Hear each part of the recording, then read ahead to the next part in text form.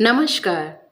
आइए सुनते हैं हिंदी साहित्य के प्रमुख उपन्यासकार सूर्यकांत त्रिपाठी निराला द्वारा रचित उपन्यास महाराणा प्रताप। अगर आपको ये कहानी पसंद आए तो चैनल को लाइक, शेयर और सब्सक्राइब करें। धन्यवाद। द्वादश परिच्छेद अकबर का मीना बाजार। चारों ओर रंगीन पताकाएं उड़ रही हैं। रास्तों पर मखमल के गलीचे बिछे हुए पैरों में गुदगुदी पैदा करते हैं। कतार की कतार मुसलमान और व्यवसायी वैश्यों की स्त्रियां टोकरियों में भांति भांति के सामान रखकर बेच रही हैं। एक ओर फूलों की बहार है तो दूसरी ओर फलों की कतार। एक ओर रेशमी साड़ियां बिक रही हैं, दूसरी ओर हीरे जवाहरात, चुन्नी, पन्ना, मोती, पुखराज। इधर मिठाइयों की दुकानों में भीड़ लगी है तो उधर इत्र और फुलेल की शीशियां फूट रही हैं। दुकानदार औरतें, खरीददार औरतें। यह औरतों का मेला है। इसे ही नौरोज कहते हैं।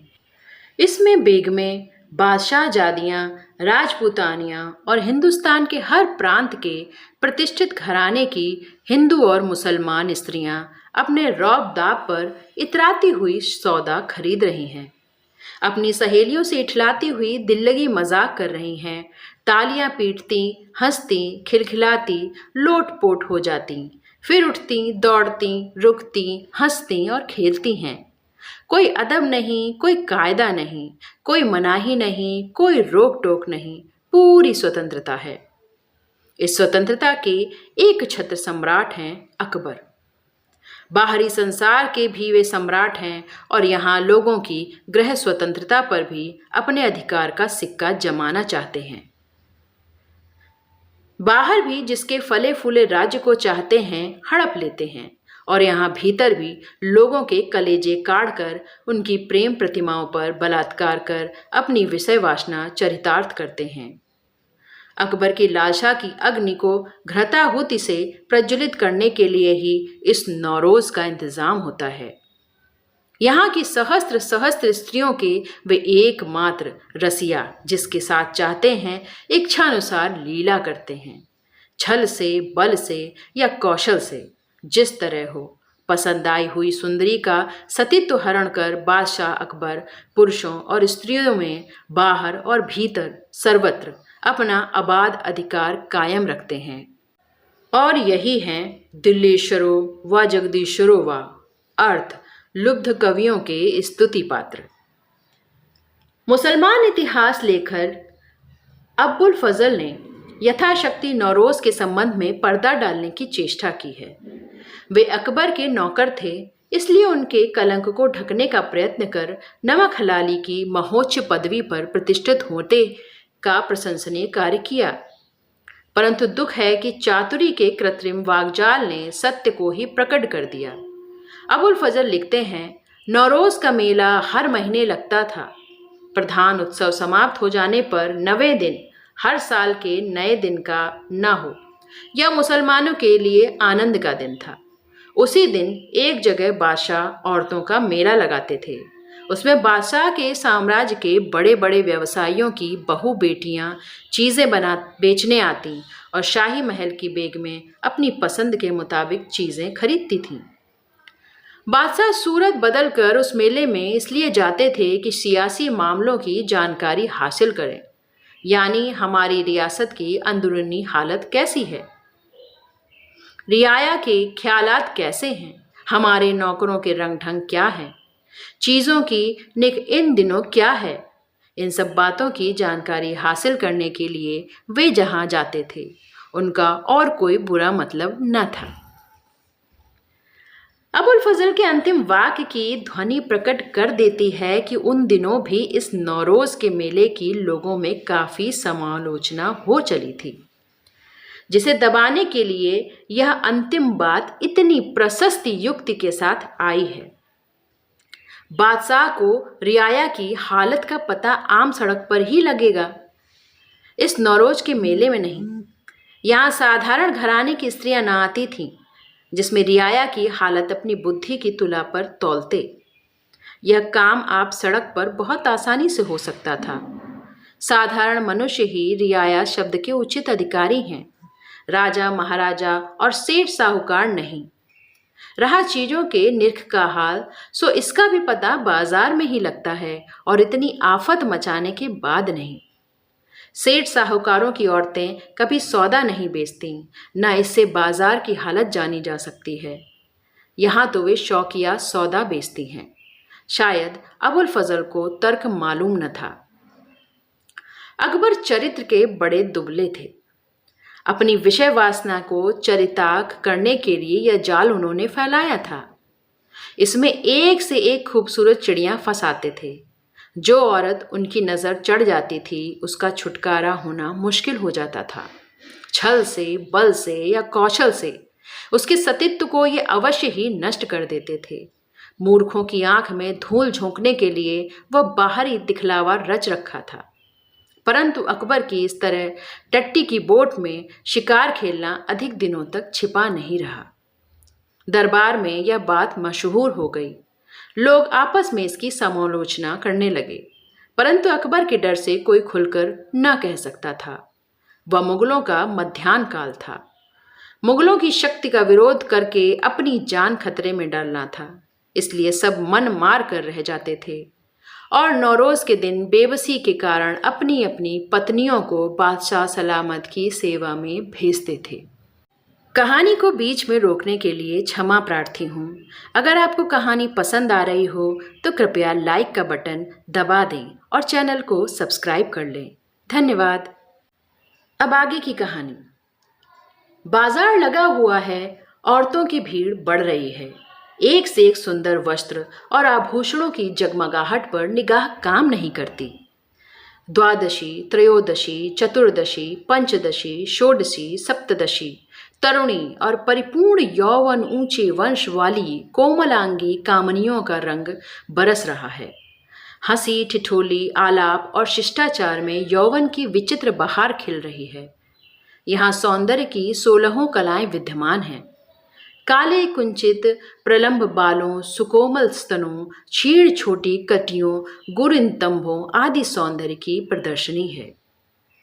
कोई नीलांबरी साड़ी पहने हुए, कोई अरुणांबरी जरी की किनारीदार, शुक्लांबर, कृष्ण, पीत, बैंगनी, गुलाबी, फिरोजी, एक रंग की सैकड़ों साड़ियां हवा में उड़ती हुई।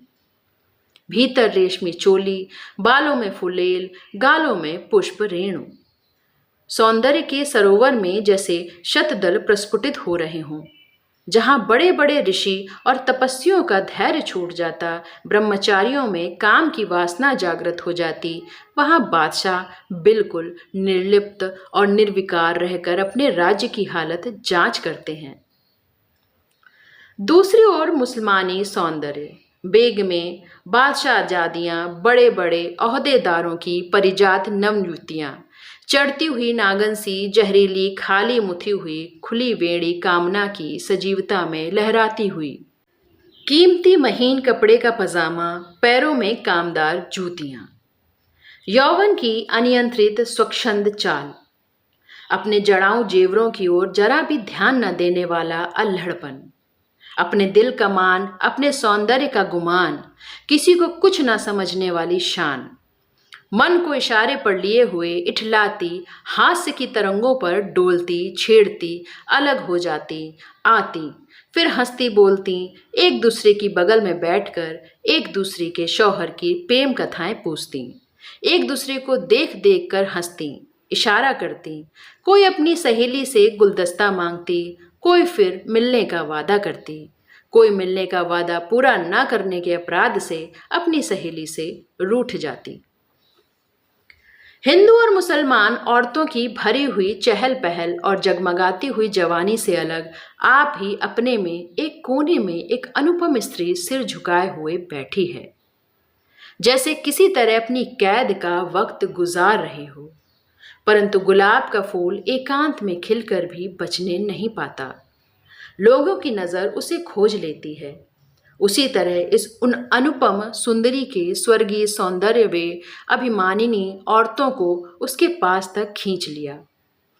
कोई आती और एकटक उसके रूप को देखकर शर्म से चली जाती। उसका संपूर्ण अभिमान चूर्ण विचूर्ण हो जाता। कोई आती और बिना किसी कारण के उससे वार्तालाप करने लगती। प्रश्नों का उत्तर सुंदरी को देना ही पड़ता। तुम इतनी उदास क्यों हो? क्यों महाराणा की पराजय से तुम्हें यह शोक हुआ है? तुम्हारे पति ने तो नहीं तुम्हें कुछ कहा। आज तो अपनी सहेलियों से रूठी हुई हो क्या? तुम्हारी तरह कोई सुंदर नहीं है क्या, इसलिए तुम अपनी हेटी होने से डरती हो? इस तरह के आवश्यक अनावश्यक प्रश्नों का उत्तर उसे ही देना पड़ता। किसी तरह बेचारी बचकर इन प्रश्नों का उत्तर देती और प्रत्येक आक्रमण से अपना जी बचाती। देखते देखते शाम हो आई। औरतों ने अपने अपने घर की राह ली। प्रायः मेले का आंगन खाली हो गया, पर सुंदरी के घर से कोई सवारी न आई, जिससे उसकी चिंता और बढ़ गई। कुछ और शाम होने पर पालकी आई, पर सुंदरी की दासी उस पालकी के साथ न थी। कहारों ने पृथ्वीराज के नाम से आवाज लगाते हुए सुंदरी को उस पालकी पर बैठने का इशारा किया। दासी के न रहने से चित्त में एक प्रकार की चंचलता हुई, पर शीघ्र घर पहुंचने के लालच ने सुंदरी को दासी के न आने के कारण पर विशेष विचार करने का मौका न दिया। चंद्रमुखी पालकी पर बैठ गई। चित्त पति के पास रखा था। पालकी का द्वार कहारों ने बंद कर दिया और पालकी उठाकर धीरे धीरे चलने लगे। एकाएक सुंदरी के हृदय में धड़कन होने लगी। उसे भय होने लगा, परंतु इस भय के कारण वह कोई अनुमान न कर सकी।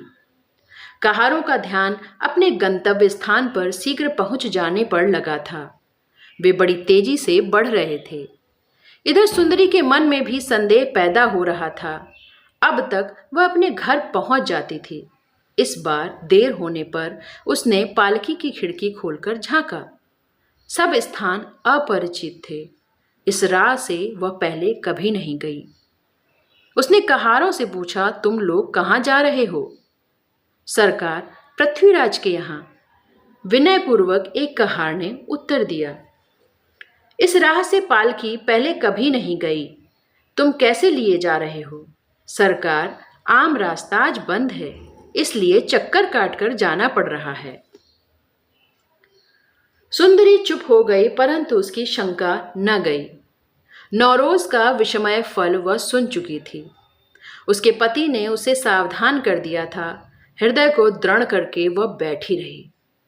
एक बार अपनी अंगूठी के हीरे को देखा, फिर कमर में बंधे हुए कटार को भली भांति आजमाया। अपने इष्ट देव को स्मरण किया और दृढ़ होकर बैठ गई। अनेक प्रकार की कुतर्कनाएं उठकर मस्तिष्क को क्षुब्ध करने लगीं। तमाम बदन पसीने पसीने हो गया। कभी भय होता और कभी कुछ ही देर में फिर साहस आकर उसे धैर्य देता।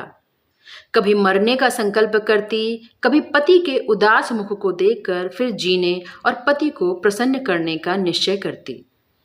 इस तरह की परिस्थिति में बैठी हुई व्याकुल हो रही थी। उधर कहार तब तक एक सुरंग की राह पार कर रहे थे।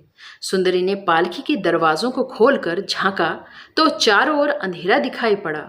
उसकी समझ में न आया कि वह कहीं जा रही है और इस छल का कारण और परिणाम क्या है।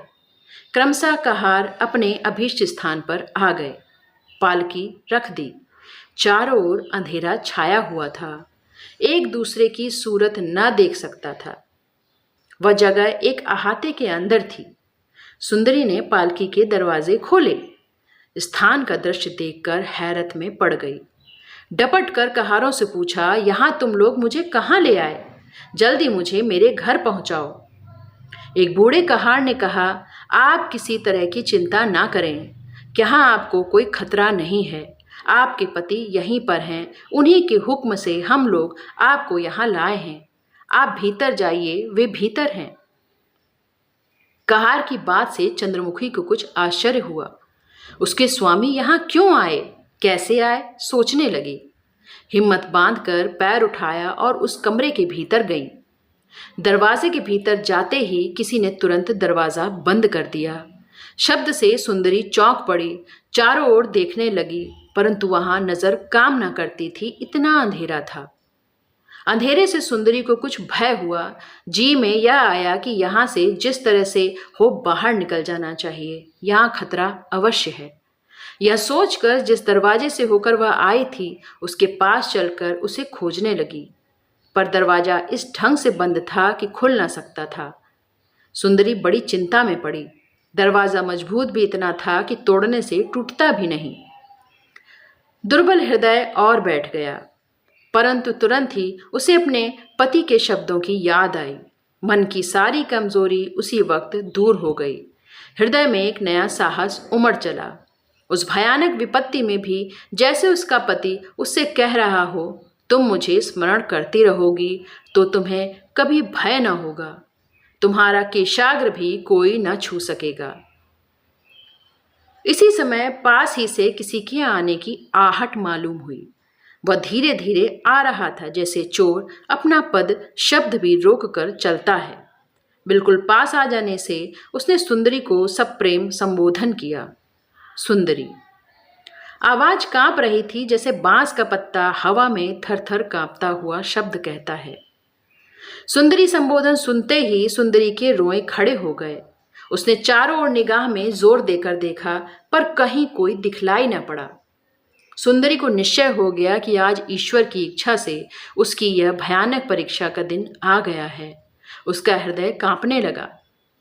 बिल्कुल नजदीक से आवाज आई, मैं तुम्हें प्यार करता हूं सुंदरी, जैसे एक बच्चा अपनी मां को।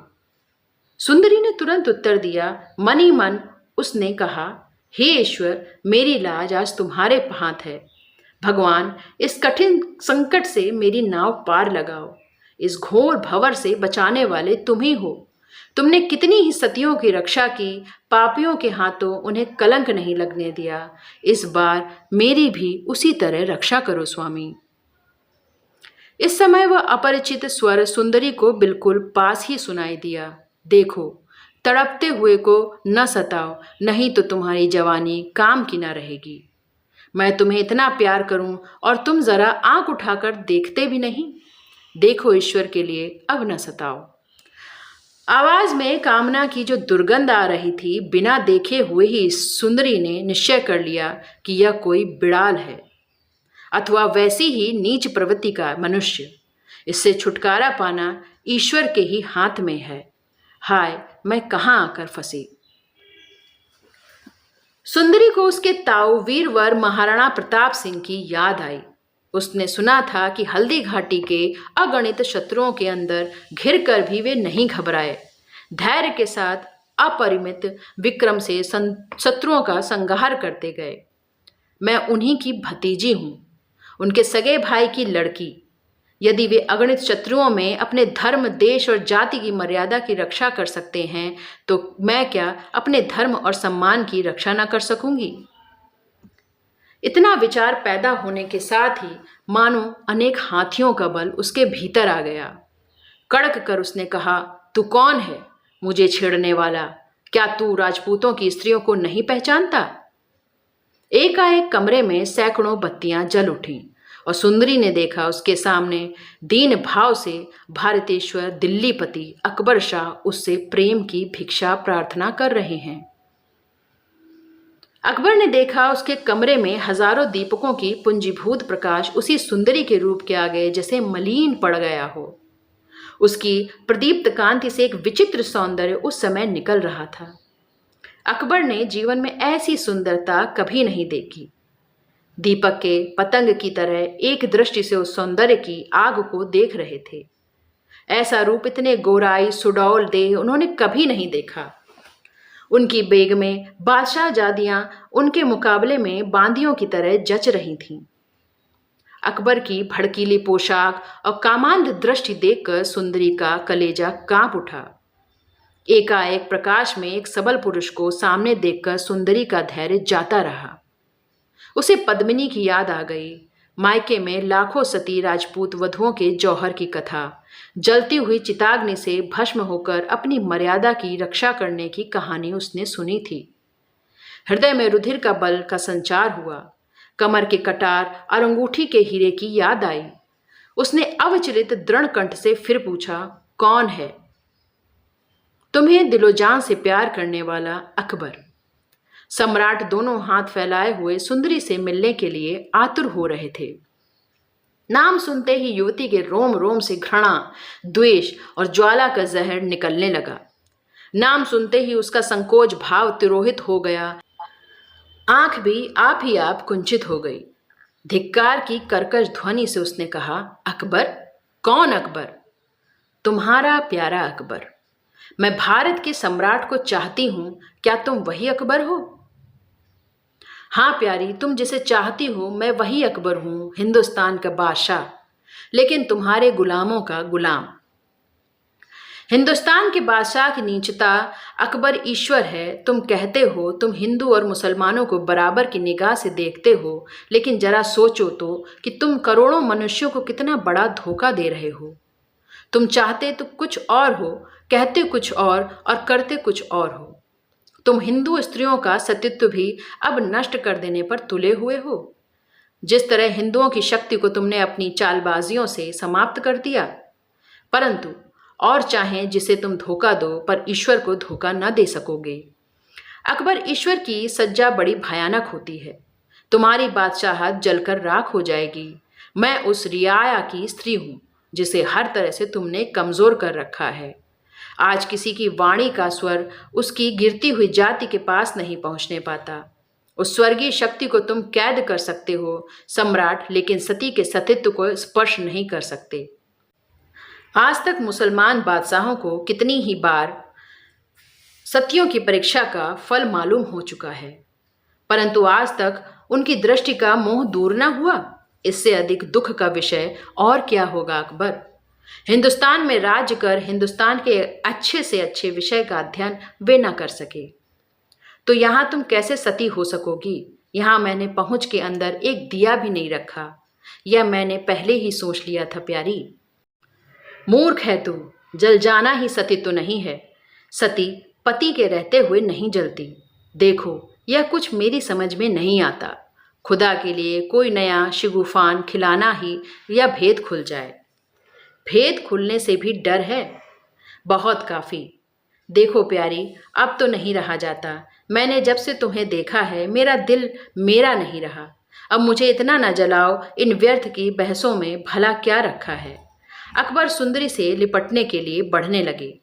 ठहरो बादशाह, अभी मेरे कई प्रश्नों का उत्तर बाकी है, फिर तुम्हारे दर्द की दवा करूंगी। यह नौरोज का मेला क्या है, किस लिए लगता है? हाँ, इसीलिए लगता है। हर मेले में तुम ऐसा ही कृत्य करते हो? हर मेले में। क्यों? लोगों की नज़र में घट कर रहना मुझे पसंद नहीं। ईश्वर को मानते हो? नहीं। तो हिंदू और मुसलमानों के धर्म का मेले से क्या मतलब? यह सब बाहरी दिखावट है। मैं सिर्फ अपनी बादशाह की जड़ मजबूत करना चाहता हूँ, हिंदू और मुसलमानों का धार्मिक ढोंग दियों की दिल से हटाकर। लेकिन तुम्हारे पाप से लोगों में अविश्वास पैदा होगा तो तुम टिक न सकोगे। शक्ति के रहते अविश्वास का डर मूर्ख को हुआ करता है। लोगों की शक्ति ही तुम्हारी शक्ति है, और तुम्हारी तरफ से अविश्वास फैल जाने पर तुम्हारी शक्ति भी क्षीण हो जाएगी। मैं किसी तरह भी अपने पापों को जाहिर न होने दूंगा। पाप कभी दबाया नहीं दबता। मैं दबा लूंगा। मेरी इच्छा पर दबाव नहीं काम कर सकता। मैं उसे पूरा करके छोड़ता हूँ। आज तुम्हें जब से मैंने देखा है, हजार जान से आशिक हो रहा हूँ। जब तक तुम्हें न पाऊंगा मुझे चैन नहीं। मैं सच कहता हूँ, तुम जितनी सुंदर हो, मेरी तमाम सल्तनत तुम्हारे ऊपर निछावर है। आज तक कितनी ही सुंदरियों को मैंने गले लगाया, पर मेरे गले का हार तुम ही हो सकी हो। प्यारी, अब देर न करो। हिंदुस्तान का बादशाह तुम्हारा हाथ फैलाए हुए कलेजे से लगा लेना चाहता है। बस खबरदार, स्पर्श मत करना। पापी भस्म हो जाएगा, जल जाएगा। अभी तुझे बहुत सा पाप भोगना है। नहीं तो अकबर, मैं तुझे दिखाती कि सती किसे कहते हैं। परंतु कामांध, ले तू एक परीक्षा देख। सती आंखें झुकाए हुए कुछ देर तक चुपचाप खड़ी रही। कमर से कटार निकालकर फेंक दी। अकबर कटार की झंकार से चौंक पड़े। आश्चर्य की दृष्टि से वे एक बार कटार को और एक बार सुंदरी को देखते रहे। हाथ जोड़कर सती ने दीपक के प्रकाश की ओर लक्ष्य करके प्रणाम किया। फिर शांत गंभीर स्वर में कहा, माता, आज बड़ी कठिन परीक्षा ने मुझे डाला है तुमने। आज मैं छत्राणी की तरह से बादशाह के पशुत्व की हत्या न करूंगी। माँ, मेरी आत्मा में विराजमान हो। माता ब्रह्माणी के रूप में बादशाह के पशुत्व की हत्या न करो। बादशाह विस्मय विमुक्त की तरह खड़े हुए ये अद्भुत नाटक देखते रहे, जैसे उनमें कोई शक्ति न रह गई हो। धीरे धीरे उनके अंग शिथिल होने लगे। एक स्वर्गीय शक्ति से उनकी तमाम देह आकर्षित होने लगी। उषा के उदय से जैसे अंधकार दूर हो जाए, हवा से बादल कट छट जाए, उसी तरह बादशाह के भीतर से वासना का विष निकल गया। उनकी देह फूल की तरह हल्की हो गई, आंखों में ठंडक आई, हृदय की आंख खुली और उन्होंने देखा, उनके सामने खड़ी हुई वह सती देखकर हंस रही है, जैसे माता बालक को देखकर हंसती है। बादशाह पैरों पर गिर पड़े। तेरी ऐसी महिमा मैंने कभी नहीं देखी माता, मेरा अपराध क्षमा कर। अब इस तरह का अपराध ना होगा माता। माता अकबर, अभी तुम्हारी शक्ति का मध्याकाल है। हिंदुस्तान के अर्थ को तो तुम समझे, परंतु उसकी आध्यात्मिक शक्ति को न समझ सके। चेष्टा करो, बहुत बड़ा ऐश्वर्य है वह बादशाह, सती ने धीरे से कहा। हाँ माँ, मैं चेष्टा करूँगा। कितना सुख है, कितना आनंद है। आनंद के आवेश में बादशाह वेल हो उठे। एकाएक उन्हें समय की याद आई, तुरंत बाहर गए, कहारों को पालकी लगाने के लिए कहा। पालकी लग गई। भीतर आ। हिंदुस्तान के बादशाह अकबर ने हाथ जोड़कर कहा, माता, बहुत देर हो गई, मुझे आशीर्वाद देकर अब अपने घर जाओ। तो मुसलमानों से हिंदुस्तान की शूद्र शक्ति का उत्थान होगा। उन्हें दबाने वाले ब्राह्मण और क्षत्रियों से लड़ने के लिए, उन्हें छीण करने के लिए ही मुसलमानों का हिंदुस्तान में आना हुआ है। अभी तुम्हें बहुत सा कार्य करना है अकबर। सती पालकी पर बैठ गईं। हिंदुस्तान के बादशाह ने माया झुका दिया। 12वां परिच्छेद समाप्त। आगे की कहानी आपको इसी चैनल पर मिलेगी। कृपया चैनल को लाइक, शेयर और सब्सक्राइब करें तथा बेल आइकन दबाना न भूलें। धन्यवाद।